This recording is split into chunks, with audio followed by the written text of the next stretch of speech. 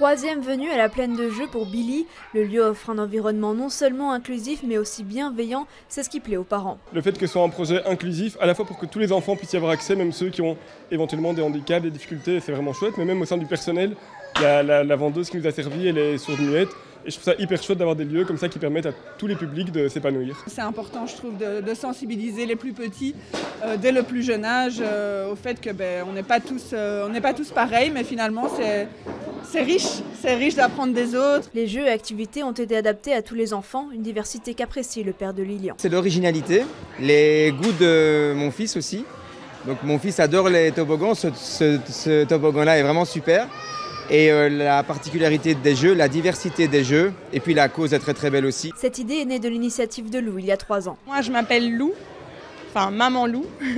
Donc je suis maman de 4 enfants, Milo, Aiden, Marley et Léo. Son second fils, Aiden, est né avec une maladie génétique rare.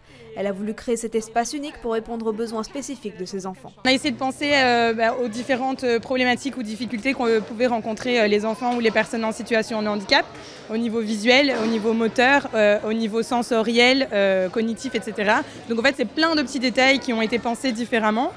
Au niveau des lumières, des couleurs, du matériel, des jeux, des adaptations qu'on verra pas forcément. Enfin, l'idée, c'est d'avoir un espace qui est inclusif. Aujourd'hui, en Belgique, une famille sur 3 est touchée par le handicap et rares sont les lieux où ces personnes sont intégrées aux autres. L'idée du lieu ici, c'était de pouvoir faire en sorte que justement tout le monde soit inclus dans le même espace parce que finalement, les enfants, qu'ils aient un handicap ou pas, ils ont les mêmes envies, ils ont les mêmes besoins, ils ont envie de jouer, ils ont envie de s'amuser, ils ont envie de rire et peu importe finalement leur situation ou leur problématique. Accepter aussi les différences ou les difficultés de l'autre, c'est peut-être mieux s'accepter soi-même et c'est faire en sorte aussi peut-être de vivre dans un monde idéal mais qui est un petit peu plus bienveillant, ouvert et solidaire et je pense que c'est vraiment quelque chose qu'il faut faire dès maintenant. Une façon pour tous de casser les barrières du monde du handicap, pour les bébés comme pour les plus grands.